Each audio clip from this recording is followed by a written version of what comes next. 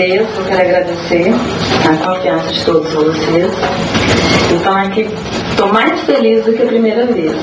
Porque a primeira vez eu achei assim, super difícil, mas essa eu sabia que ia ser mais difícil ainda. Mas vamos lá, vai dar tudo certo. E para começar nós vamos falar sobre a aura do adeus.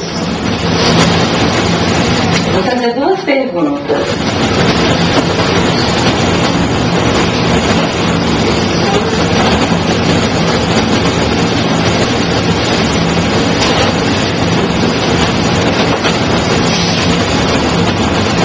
Vocês confiam em Deus? Confiam, né? Deus é perfeito? Deus é perfeito. E tudo que acontece está dentro das suas leis. Nós acreditamos na vida e acreditamos que a vida continua. Sabemos que nascemos, que vivemos, que passamos por alegrias e dificuldades. E sabemos também que um dia morreremos. É a vida, não tem outra forma. Como alertou Kardec. Nascer, viver, morrer, renascer ainda e progredir sempre. Tal é a lei. Ainda nos dias de hoje, fingimos que confiamos nessa afirmativa, quando na realidade, na maioria das vezes, não queremos nem tocar no assunto morte. Como podemos, nós, encarnados, fugirmos do assunto morte e não buscarmos compreender essa difícil hora de dizermos adeus? Não compreendemos mesmo ainda, né? Há 4 alternativas para o futuro do homem além do túmulo. Eu vou falar da primeira. Meu dado A primeira é a dos materialistas. Morreu, acabou. Então não vale a pena amar, pois tudo termina com o fim do corpo físico. A segunda é a dos panteístas. Morreu, o homem é absorvido num todo universal e acaba sua individualidade. Como na primeira, o amor se extingue no derradeiro suspiro. A terceira é a da unicidade da vida. Vivemos uma só existência na face do planeta. Morrendo, se formos bons, iremos para o céu, de gozo eterno, ou para o inferno, sendo mal, de sofrimento indescritível, que não acaba nunca. Mas como poderá ser feliz alguém no céu, sabendo do padecimento sem fim de um ente querido no inferno? Alguém consegue? A quarta e a menos cômoda, é por isso que mais trabalho dá, é a reencarnação. Vivemos inúmeras existências na Terra, aprendendo e depurando o espírito nas vidas sucessivas, no caminho do aperfeiçoamento moral. Todos os espíritos tendem para a perfeição, e Deus lhes dá os meios de alcançá-la, proporcionando as provações da vida corporal. Sua justiça, porém, lhes permite realizar em novas existências o que não puderam realizar ou concluir numa primeira prova. Sendo assim, se a sorte do homem se fixasse irrevogavelmente depois da morte, não seria única a balança em que Deus pesa as ações de todas as criaturas. E não haveria imparcialidade no tratamento que a todas dispensam. A doutrina da reencarnação, isto é, a que consiste em admitir para o espírito muitas existências sucessivas, é a única, que corresponde à ideia que formamos da justiça de Deus, para com os homens que se acham em condição moral inferior. A única que pode explicar o futuro e firmar as nossas esperanças, pois que nos oferece os meios de resgatarmos os nossos erros por novas provações. A razão nos indica, e os espíritos nos ensinam. Sendo assim... já pode? Tá rápido? Por que nos preocupamos tanto com a hora da morte? Instinto de conservação. Raul Teixeira nos fala sabiamente que é natural e esperado nos preocuparmos com a hora da morte. Porque somos dotados do instinto de conservação. Deus nos dotou com esse instinto exatamente para que pudéssemos cumprir o nosso papel aqui na Terra. Se não fosse assim, por qualquer enfermidade, iríamos querer morrer. Nós não enfrentaríamos as dificuldades do dia a dia, nem os inimigos, daqueles que têm, nem as doenças, nem as dificuldades financeiras, nem os problemas familiares. Iríamos preferir morrer. Não seria mais fácil assim para nós fugirmos? No entanto, como temos um compromisso aqui na Terra, um programa a cumprir, carregamos no instinto o desejo de não morrer. As pessoas doentes se seguram muitas vezes ao que podem. As dificuldades financeiras, problemas familiares, problemas de todas as ordens, na grande maioria das vezes, são enfrentados por nós com fé e coragem. O medo da morte é a necessidade que temos de ficar aqui. Todos nós reclamamos, mas ninguém quer morrer. Sendo assim, de forma que essa coisa natural, que é o instinto de conservação, cabe o bom senso. Embora nenhum de nós deva buscar a morte, pela consciência que nós temos da importância de viver, também não nos cabe esse apego patológico à vida corporal. A tal ponto que não achamos espaço para pensarmos na morte. Esse assunto tem que ser tratado por nós com mais naturalidade. Temos que entender que a morte não é uma opção, nem uma possibilidade, é uma certeza. Mas o que morre é o corpo físico, porque o espírito nós já sabemos que é imortal. Não é mesmo? Por isso é necessário que tenhamos educação para a morte. Herculano Pires nos conta no livro Educação para a Morte que quando o júri de Atenas condenou Sócrates à morte, ao invés de lhe dar um prêmio, sua mulher correu aflita para a prisão gritando: Sócrates, Sócrates, o juiz te condenará à morte. O filósofo respondeu calmamente: eles também já não estão condenados? A mulher insistiu no desespero, mas é uma sentença injusta. E ele perguntou: preferias que fosse justa? A serenidade de Sócrates era o produto de um processo educacional, a educação para a morte. É curioso notar que no nosso tempo só cuidamos da educação para a vida. Esquecemos que vivemos para morrer. A morte é o nosso fim inevitável. No entanto, na maioria das vezes, chegamos geralmente a ela sem nenhum preparo. Não é mesmo? Temos que entender que ele está muito rápido hoje. Morrer não é morrer, é apenas mudar-se, já disse o filósofo. É por isso que Jesus nos fala: há muitas moradas na casa do meu Pai. O corpo físico é uma delas.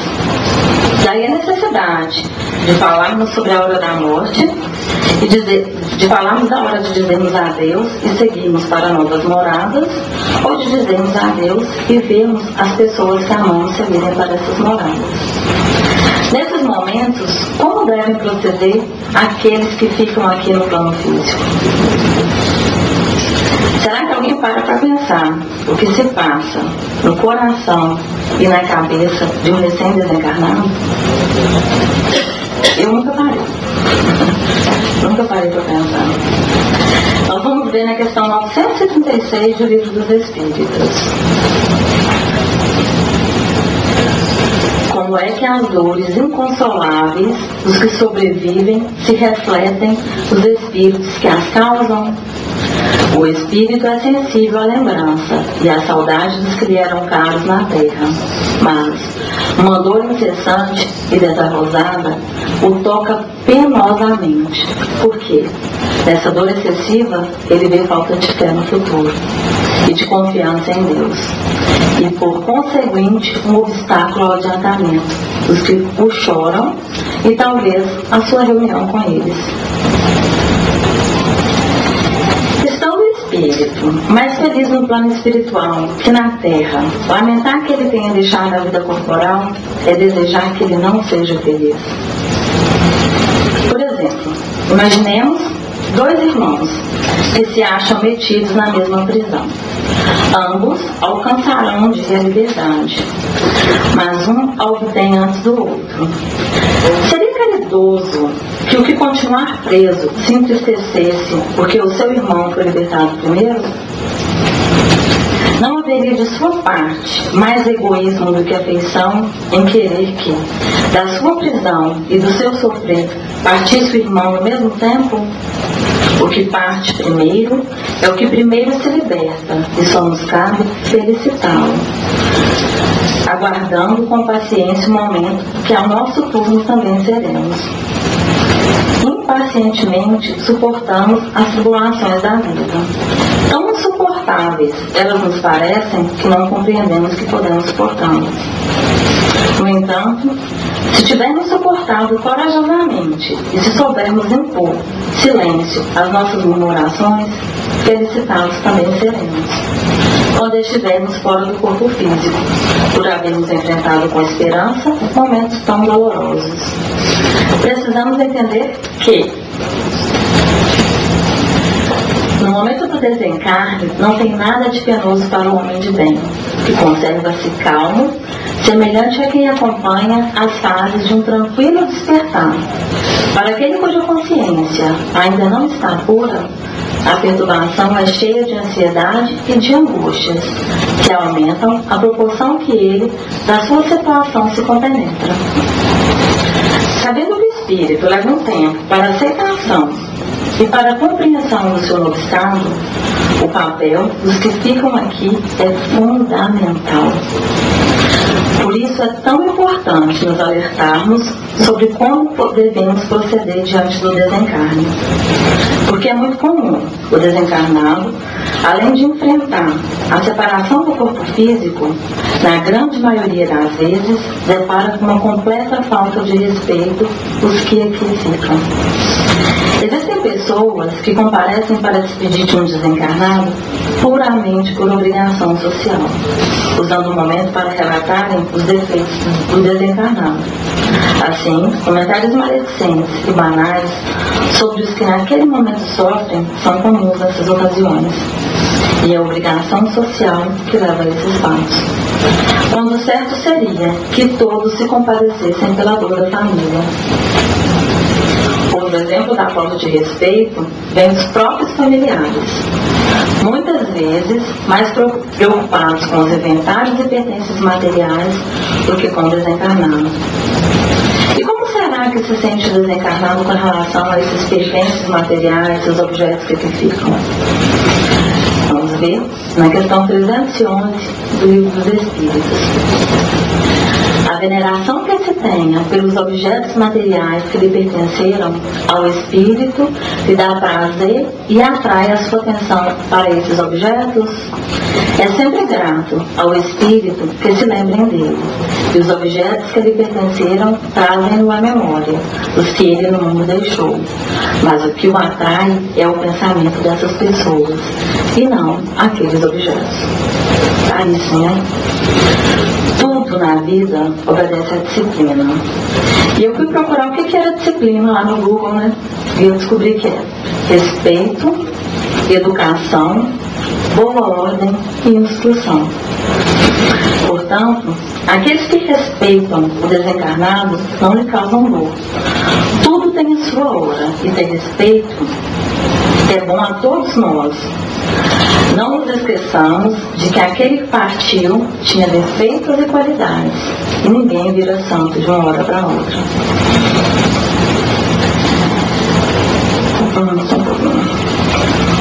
Respeitar esses objetos é dever de toda a família. Ninguém deve tratá-los como se fossem coisas velhas, porque eles estão impregnados dos fluidos de quem os possuía, e só o tempo de separar as suas emanações. Quem ficou não pode ser escravo desses objetos, nem ter muito apego, mas cada objeto que pertenceu ao desencarnado tem um pouco da sua história, e o espírito é sempre grato quando respeitamos a sua ausência. Em muitos casos, as distribuições desses objetos aos necessitados é como uma prece em benefício dos desencarnados. Aí eu vou perguntar para vocês, já sabemos dos objetos, e chorar? Não? E chorar? Será que pode chorar? Será que a choradeira é certo ou será que desequilibra o desencarnado? Não é errar e nem desequilibra. Como pode se dizer a uma família que se despede de um ente querido que não chore? O que prejudica é a revolta, mas as lágrimas são gritos de saudade e tristeza. Pedir para alguém não chorar é falta de piedade. O que não se deve é demonstrar desespero, gritar revoltado, cair sobre o caixão, fazer coisas contrárias ao equilíbrio. Mas chorar, mesmo que alto, não prejudica ninguém. E aquelas pessoas que desmaiam, gritam, arrancam os cabelos, será que é certo? Certo, não é? Tudo que é exagero choca. Mas podemos dizer a uma mãe que está sofrendo pelo desencarne de um filho que não chore, que não sinta saudade? Não podemos. Dor é dor, e só quem está sentindo sabe da sua intensidade. Dizer a uma mãe para não chorar diante do corpo inerte do seu filho é como dizer a um botão de roupa: não se abra, não perfume o jardim. Isso é contra a lei da natureza. Quem deseja chorar, que o faça, sem gritos, sem revolta. Não é necessário dizer a quem deseja chorar que se cale. Um coração repleto de amor e saudade jamais fará mal a quem partiu. Jesus também chorou. Jesus tinha profunda amizade por Lázaro e suas irmãs, Marta e Maria. Na ocasião da morte de Lázaro, vemos em João, no capítulo 11, que tendo Maria chegado ao lugar onde Jesus estava e vendo-o, lançou-se aos seus pés e disse: Senhor, se tu estivesses aqui, meu irmão não teria morrido. Jesus, pois quando a viu chorar, e chorando também, os judeus que com ela vinham, comoveu-se em espírito e perturbou-se Jesus. E Jesus chorou. Aí eu fui questionar o nosso amigo Marcos Miranda a respeito desse choro de Jesus, e ele me respondeu lindamente, gente. Eu não tive coragem de mudar uma vírgula de tão lindo que ele me respondeu. E aí eu vou passar para vocês. Será que Jesus chorou porque Lázaro havia morrido? Não. Pois o mestre tinha pleno conhecimento do processo de vida e morte, pois disse que sabia de onde havia vindo e para onde iria depois de sua passagem pela terra. Então, será que Jesus chorou porque viu o desespero das irmãs de Lázaro? Não. Pois o mestre conhecia a alma humana e sabia que o choro pela morte de alguém querido era a forma normal de expressão dos sentimentos. Então, será que Jesus chorou de tristeza pela falta de fé das irmãs? Não.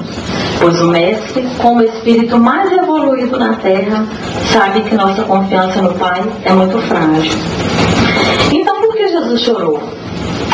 Nessa passagem, Lázaro, Marta e Maria representam a humanidade. E Jesus chora pela humanidade. Chora por aqueles que, representados pela figura de Lázaro, que ainda não prontos para fazer a passagem, mesmo sendo íntimos do Mestre. Chora por aqueles que, representados pela figura de Marta, que mesmo tendo certeza de que Jesus era filho de Deus, não acredita que ele fosse capaz de trazer Lázaro de volta, e nem procura em mim recebê-lo. Chora por aqueles que, representados pela figura de Maria, que mesmo tendo certeza de que Jesus era filho de Deus, fica na espera do milagre. Se tu estivesses aqui, meu irmão não teria morrido. Ao invés de confiar no mestre, pois ele havia dito que Lázaro não morreria, e dito por 2 vezes. Jesus chora pela humanidade, e nós choramos porque somos essa humanidade.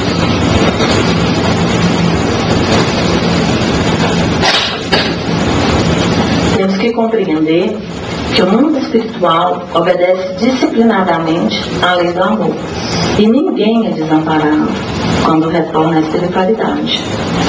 Existem espíritos treinados para o socorro dos recém-desencarnados, que imediatamente se apresentam, acompanhando-os desde o processo de desprendimento até a sua total libertação do plano físico. E essa assistência se estende a todos nós, evoluídos ou não. Muito bem. Que realmente ninguém está sozinho. Só depende de nós aceitar o auxílio, porque o livre-arbítrio é respeitado pela espiritualidade maior. E a prece é a melhor maneira de ajudar um desencarnado. Com a prece pura e simples, feita de coração, estabelece-se uma corrente fluídica de auxílio e conforto, tanto para quem fica como para quem parte, encorajando-se mutuamente no enfrentamento dessa nova situação. Bom seria que todos orassem com o coração repleto de saudade, mas que acendesse a tocha da caridade no caminho daquele que se partiu. Só a prece pode aplacar a saudade e fortalecer o espírito. Só a prece aplaca a dor da separação. Quando vemos no Evangelho segundo o Espiritismo, no capítulo 5, bem-aventurados aflitos, Jesus não quis dizer que a dor é uma felicidade. Ele quis ensinar que bendito é aquele que mesmo em aflição tem forças para buscar o Criador e jamais blasfemar contra ele. Os aflitos são aqueles que passam pela dor de se despedir de um familiar ou de alguém a quem muito amam, ou que atravessam um período de doenças graves, porque essas preocupações, essas tristezas do dia a dia são incômodos para a alma, mas nós delas nos livramos. Agora, nas aflições, só Jesus tem condição de ajudar.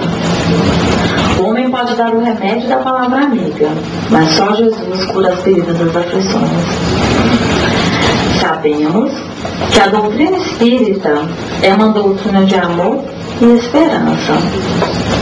E sabemos também que Deus criou os espíritos para se aperfeiçoarem incessantemente, usufruindo cada vez mais da felicidade. Deus não é o criador da infelicidade. O homem, ao longo da sua existência, constrói situações que terá de enfrentar corajosamente. É dever do homem, do ser humano, lutar por sua evolução. O espírito é dono absoluto da matéria e cabe à matéria obedecê-lo. Quando ele tem forças para construir uma existência no bem, procurando evitar o mal, pode transformar o próprio destino para melhor. Nós vamos ver na questão 165. O conhecimento do Espiritismo exerce alguma influência sobre a duração mais ou menos longa da perturbação? E os Espíritos responderam: influência muito grande. Por isso é que o Espírito já antecipadamente compreendia a sua situação. Mas a prática do bem e a consciência pura são o que maior influência exercem. A caridade é o único meio de salvação. Como já sabemos, Deus não criou ninguém para sofrer. E nós aprendemos que nascemos e vivemos para nos ajudarmos uns aos outros. E principalmente para nos amarmos uns aos outros, assim como Jesus nos amou. Os filhos de Deus não estão aqui passeando, tirando férias, fazendo turismo, porque a cada um de nós foi oferecida uma tarefa. E feliz de nós se conseguimos cumpri-la. passar mais uma. Temos consciência de que a morte não existe. O que existe é uma poda para aperfeiçoar o espírito, que cada descida ao túmulo é um despertar para uma nova existência. Feliz você, que ao separar-se do corpo físico, tem na consciência a certeza de que Deus é Pai. Ao espírito, só resta as lembranças e a saudade. No mais, ele tem que partir, em busca de uma nova vida. A vida livre do espírito, onde terá de recomeçar mais uma vez. No instante do desencarne, estamos nascendo novamente no mundo espiritual. E devemos nascer com fé e esperança. E para os espíritos, então, a responsabilidade ainda é maior. Porque ser espírita é também ser responsável com as coisas referentes à doutrina consoladora. Muito será cobrado daqueles que muito recebem. E o espírita não pode dizer, eu não sabia.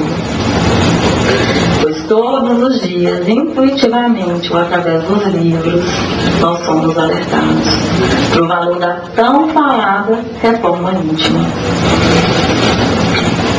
De novo. E aí está aí, espíritas, amai-vos. Este é o primeiro ensinamento. Instruí-vos. Este é o segundo. E o Evangelho está aí. A instrução nos leva à aquisição de conhecimento, ao esclarecimento e engrandecimento intelectual, sendo esta essencial para o nosso direcionamento e compreensão da vida. Entretanto, é através do amor fraterno e do desenvolvimento contínuo em nosso íntimo, desse potencial que temos de amar, de fazer o bem, é que vamos depurando, regenerando e transformando moralmente. Este é o sentimento que devemos exteriorizar através da caridade, do perdão e do trabalho edificante, que nos impulsiona às esferas sublimadas e felizes. Estejamos sempre ao lado do Pai, porque o Pai sempre estará ao nosso lado. Lembrando e praticando com sinceridade os divinos ensinamentos que Jesus nos legou. Por quê? Como já sabemos, Ele é o caminho, a verdade e a vida. E para concluir, eu vou deixar para vocês aqui a primeira carta de São Paulo aos Coríntios.